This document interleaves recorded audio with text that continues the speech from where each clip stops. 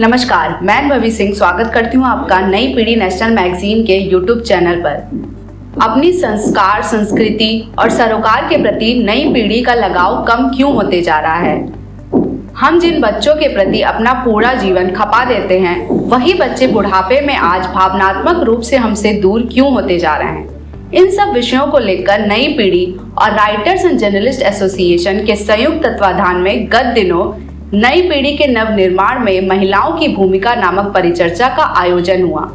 इस परिचर्चा में तमाम वक्ताओं ने अपना वक्तव्य रखा। आइए सुनते हैं क्या कहना है इस वेबिनार में मुख्य वक्ता के तौर पर मौजूद सरिता जाट का, जो कि जयपुर की एक प्रतिष्ठित समाज सेवी व पेशे से एक शिक्षिका भी हैं।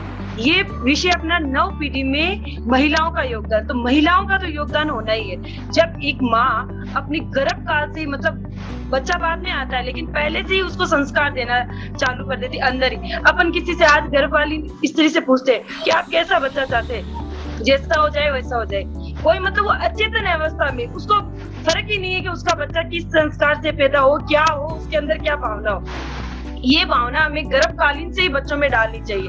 फिर जन्म होने के बाद में ये नहीं कि अपने पैदा कर दिया, उसका निर्माण कर दिया, यहाँ तक कि अपनी भूमिका खत्म नहीं हो जाती। हमें उसके अच्छे संस्कार डालने, उसको सुसज्जित करना। मतलब एक पौधा है, उसको बीज उगा दिया अपने आप, तो ऐसा नहीं हो सकता। वैसे ही अपने एक बच्चे को पैदा कर दिया, उसके अंदर संस्कारों से हम उसको सिंचित करें, उसके अंदर इतनी बुद्धि, चित्ती, शेक्स इतनी डालें कि कोई जो बाहरी जो नेगेटिविटी है उसको छू भी नहीं सकती। ये शक्ति सिर्फ औरत के पास है। संस्कार घर से ही आते। स्वामी विवेकानंद जी को एक बार किसी ने पूछा कि आपका जीवन इतना व्यक्तित्व इतना कैसे प्रभावशाली, आपका इतना महान तो कैसे आपके अंदर, तो आपने कहाँ से शिक्षा ग्रहण की? तो उन्होंने कहा ये मेरा दुर्भाग्य है कि मैं अपने शिक्षक से आपको मिला नहीं सकता, जो शिक्षालय में ग्रहण किया हुआ आपको नहीं ले जा सकता। उन्होंने कहा ये संस्कार, ये सब कुछ मुझे मेरी माँ ने दिए, मेरी माँ ने ही मुझे इस तरह से बनाया। तो माँ एक ऐसी शक्ति है जो बच्चे को जन्म से लेके जब तक वो परफेक्ट नहीं हो पाता तब तक संस्कारों से उसे अनुशासित जीवन दे। अब महिलाएं ने हाँ बोल दिया, ऐसे वैसे उदाहरण ले लिए, लेकिन ये उदाहरण तब तक संभव नहीं है जब अपन व्यवहारिक रूप में इसको लागू नहीं करेंगे। हमें व्यवहारिक रूप में इसको लाना जरूरी है, चाहे वो नीचे स्तर पे हो, चाहे वो ऊंचे स्तर पे हो, किसी भी स्तर पे हो। अगर बच्चे के संस्कार शुरू से ही अच्छे हो, उसके अंदर इतना अनुशासित जीवन डाल दें, सारे नियम वगैरह, तो वो कभी भी बुरा नहीं हो सकता है। कभी भी कोई परिस्थितियां जो सामाजिक बुराई है उसको छू नहीं सकती। सारी संस्कृति अपनी चारों ओर जो भी उसमें जितनी भी बुराई है, अगर हम उनको बच्चों को शुरू से ही इस चीज के बारे में समझाएं, हमारे घर का माहौल अच्छा रखे, पति पत्नी जो घर में माता पिता होते हैं उन दोनों का संबंध अच्छा होगा तो बच्चों पे संभव अच्छा पड़ेगा। जैसे अभी कोविड के टाइम में इतने लॉकडाउन के समय इतने तलाक के केस आए, क्यों?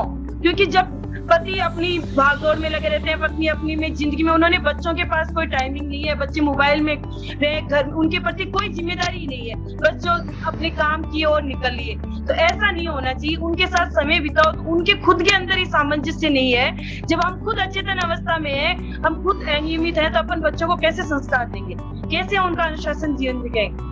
ये सब चीजें पहले हमें अपने आप में लानी चाहिए। हमें व्यवहारिक रूप में इस चीज को लागू करना चाहिए कि जो नियम जो बने हुए हैं, जो हमने कह दिया उन्होंने इस तरह से किया, उन्होंने, तो जब तक हम इसको लागू नहीं करेंगे अपने जीवन में तब तक कोई बदलाव नहीं हो सकता। और खास तौर पे महिलाएं जैसे पढ़ ली तो इसको नौकरी करे, तो आप शिक्षा को एक तरीके से मत देखो कि धन कमाने के उद्देश्य से हम शिक्षा ग्रहण करें।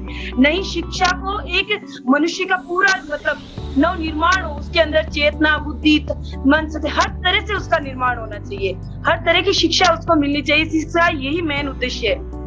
शिक्षा के बस ये हो गया कि माँ औरत पढ़ ली, इतने पढ़ाई कर ली तो वो नौकरी ही करे। अरे नौकरी हाँ करे, अच्छी बात, मैं इसके खिलाफ नहीं हूँ कि औरतों को नौकरी नहीं करनी चाहिए, हर वो क्षेत्र मुकाम हासिल करना चाहिए। इसके साथ ही उसे अपनी गरिमा, अपनी शक्ति भूलना नहीं चाहिए कि उसके पास ही ऐसी शक्तियां हैं। जब वो एक बच्चे को जन्म देके उसका सर्जन, उसका निर्माण परमपिता ब्रह्मा ने हमें ब्रह्मा का, स्त्री को ब्रह्मा का रूप दिया, तो ब्रह्मा का मतलब उसका एक निर्माण हम अच्छे से करें। बस पैदा करके उसके अंदर ये नहीं कि अपन ने इसको दिया जो उसकी जरूरतें पूरी कर दी। जरूरतें तो हर इंसान पूरी कर सकता है, एक जानवर भी अपने तो अपन के अंदर इतनी बुद्धि, इतनी शक्ति, इतनी चेतना है जो हम अपने बच्चों को विकसित कर सके। और अगर बच्चा परिवार से, समाज से अपना इतना परिपक्व हो जाएगा तो उसे समाज के बाहर जाने के बाद में कोई बुराई नहीं छू सकती। ये देख ले, अगर जिस परिवार के आप देखो संस्कार अच्छे होंगे शुरू से, खास करके माता के, क्योंकि माता पिता से भी ज्यादा बच्चों से अटैच होती है। और ये पीढ़ी, नई पीढ़ी जो बच्चों से हम आज से ही ये चीज डालेंगे तो आने वाला कल हमारा सुरक्षित होगा। अगर हम आज से उसकी तरफ देना, बस जरूरतें पूरे करने भौतिक संसाधनों तक ही रखेंगे तो ये चीज कभी संभव नहीं होगी। अगर हमें बदलाव लाना है नई पीढ़ी के अंदर तो पहले अपने खुद में बदलाव लाए कि हमने कह दिया, सुन लिया, 2 दिन बैठ के अपने भाषण ले लिया, आज जैसे हमने परिचर्चा, इसको यहीं तक सीमित मत रखो, उसको आगे आगे फैलाओ, बढ़ाओ और उनको अधिक से अधिक जागरूक करो। खासतौर पे जैसे हमने मेरे परिवार को, इसमें आस पड़ोस के सबके अपन मिलके करेंगे तो एक दिन ऐसा जरूर आएगा कि हम, जैसे भारत पे हमेशा गर्व है, और ऐसा एक दिन जरूर आएगा कि अपनी जो पीढ़ी है जिसके अंदर ये बुराइयां है ना, वो सारी बुराइयां समाप्त हो जाएगी अगर एक एक परिवार में एक एक महिला से उसकी शुरुआत हो जाए और वो सुधारना शुरू कर दे। अपने बच्चों को ये संस्कार देना चाहिए। इसी के साथ धन्यवाद।